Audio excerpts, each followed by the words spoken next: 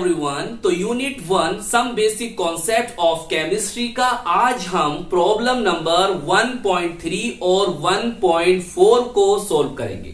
तो देखिए पहले देखते हैं 1.3 में हमसे क्या पूछा है। तो देखिए 16 ग्राम मीथेन है जिसका हमें करना है कंबस्शन और बताना है कि 16 ग्राम मीथेन के कंबस्शन से कितनी अमाउंट H2O वाटर की प्राप्त होगी। तो चलिए फिर शुरू करते हैं आज की अपनी ये वीडियो। तो देखिए यहां पर मैंने सॉल्यूशन लिख दिया है और मैंने क्यों लिखा है, क्योंकि कम समय में मैं आपको ज्यादा से ज्यादा बातें बता सकूं। अब मेरी बात ध्यान समझो। देखिए आपको इस तरह के क्वेश्चन में सबसे पहले केमिकल इक्वेशन को लिखना है और केमिकल इक्वेशन लिखोगे और वो बैलेंस भी होनी चाहिए। अगर बैलेंस नहीं हुई तो आपका आंसर सही नहीं आएगा। तो मैं सबसे पहले आपको ये केमिकल इक्वेशन सिखाऊंगा और किस तरह से बैलेंस करेंगे वो भी मैं आपको सिखाऊंगा। तो बहुत ध्यान समझिए। देखिए हमारे पास है मीथेन CH4, हम इसे कहते हैं मार्च गैस। क्लियर। जब हम कंबस्टन करेंगे तो हम जानते हैं in the presence of oxygen, oxygen लेते हैं तो क्या है ऑक्सीजन फॉर्मूला O2 होता है। क्लियर। अब देखिए जब कंप्लीट कंबस्टन होगा, यहां पर कार्बन है, इससे याद रखो कार्बन डाइऑक्साइड बनेगी। क्लियर। अब देखिए हाइड्रोजन है, इससे क्या बन जाएगा H2O बनेगा। क्लियर। और सब क्या है गैसिस फेज में है, मैंने लिख भी दिया, सब क्या है गैसिस फेज में है। क्लियर। अब बड़ा मेरी बात याद रखो, ये तो हो गई आपकी क्या केमिकल इक्वेशन रिएक्शन। अब इसे करना है बैलेंस। देखिए ये कितने लिख रहे हैं 4 लिख रहे हैं, इसका हाफ करो और यहां पे लगा दो। कितना लगाया आपने 2 लगाया और 2 यहां पर लगा दो और देख लो कि आपकी ये जो रिएक्शन है बैलेंस हो चुकी है। क्लियर। तो मैंने क्या बताया कि आप किस तरह से याद रखेंगे। देखिए आप मीथेन लेंगे और जब कंबस्टन कर रहे हैं तो आपको ऑक्सीजन लेना होगा।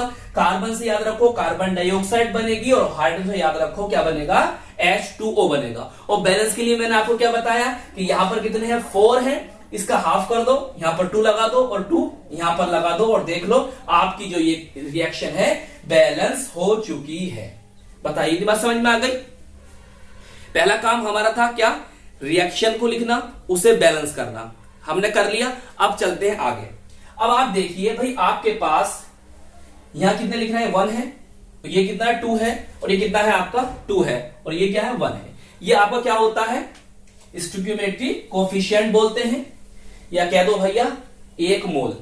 जब आपने 1 मोल मीथेन का लिया और उसका कंबस्टन कराया तो हमें 1 मोल क्या ऑब्टेन हुई है कार्बन डाइऑक्साइड और 2 मोल क्या प्राप्त हुए हैं जल H2O।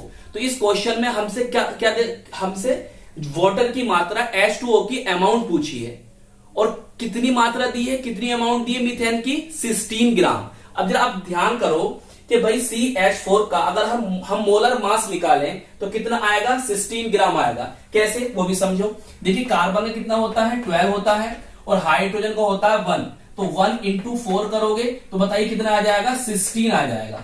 तो हमने क्या जाना कि भाई 1 मोल मीथेन में 16 ग्राम होगा, मतलब 1 mole methane equal to 16 gram methane. 1 mole CH4 equal to 16 gram CH4। Clear. अच्छा इसी तरह देखो ऑक्सीजन, भाई ऑक्सीजन O2 होता है, ऑक्सीजन कितना होता है सर 16 होता है, 16 होता है और कितने हैं ये 2, तो कितना हो जाएगा 32 हो जाएगा। मगर यहां पर इसके कितने मोल हैं, यहां पर इसके 2 मोल लिए हैं आपने। मतलब इसका मतलब क्या हुआ, इसका मतलब सर ये हुआ देखिए 1 मोल मीथेन जो किससे रिएक्ट करेगा 2 मोल ऑक्सीजन से, तो क्या होगा 1 मोल कार्बन डाइऑक्साइड और 2 मोल H2O प्राप्त होगा।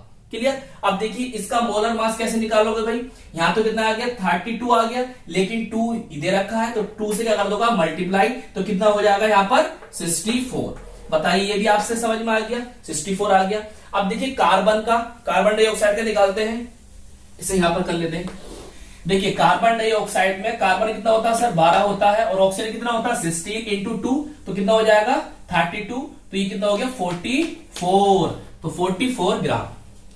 क्लियर। अब इसी तरह देखिए वाटर का, भाई हम जानते हैं हाइड्रोजन कितना होता है 1 होता है, 1 होता है तो 1 into 2 हो जाएगा और ऑक्सीजन का 16 होता है, तो कुल मिला कितना हो गया 18 हो गया। मगर यहाँ कितने मोल से 2 मोल से, तो इंटू 2 कर देंगे तो कितना आ जाएगा 36। बोलिए बात समझ में आ गई। तो इस ऐसा करने से क्या पता चला, ऐसा करने से पता चला भाई 1 मोल CH4 16 ग्राम के इक्वल होगा।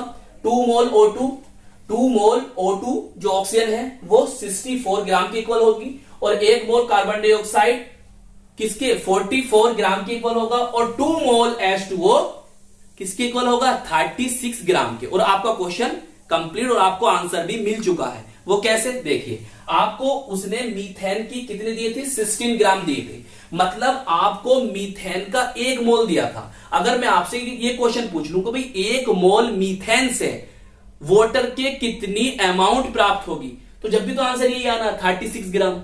अरे भैया 1 मोल मीथेन का जब कंबस्टन कर रहे हो तो आपको 2 मोल H2O प्राप्त हो रहे हैं। क्लियर। तो देखिए 1 मोल में 60 ग्राम, तो अब देखो यहां पर जब 1 मोल से 2 मोल H2O प्राप्त हुए हैं तो इसका कितने ग्राम हो गया 36 ग्राम। तो आपका आंसर यही होगा ऑन कंबस्टन, जब आपने कंबस्टन करा तो 16 ग्राम जो मीथेन है वो आपको 36 ग्राम H2O देगी। चलिए इसे नोट कर लीजिए और फिर प्रॉब्लम 1.4 को सोल्व करते हैं। तो देखिए अब हम करते हैं प्रॉब्लम 1.4 को सोल्व, जिसमें हमसे क्या पूछा है, जिसमें हमें बताना है कि हम मीथेन के कितने मोल का कंबस्टन करें जिससे हमें 22 ग्राम कार्बन डाइऑक्साइड प्राप्त हो जाए। क्लियर। तो देखिए जैसे अभी करा है ना क्वेश्चंस, बिल्कुल सेम उसी की तरह है, बस आपको थोड़ा सा ध्यान रखना है इसमें। देखिए आप इसी तरह से ये अपनी केमिकल इक्वेशन लिखेंगे। क्लियर। ये मैंने आपको लिखना सिखा दिया है, एक बात तो याद कर लो बस। देखिए ये बताओ मुझे कंबस्टन जो है वो कैसी प्रोसेस है, मतलब एंडोथर्मिक प्रोसेस है या फिर एक्सोथर्मिक प्रोसेस है। एक्सोथर्मिक प्रोसेस में एनर्जी रिलीज होती है जानते हैं, और एंडोथर्मिक में एनर्जी एब्जॉर्ब होती है। बताइए पता है आपको।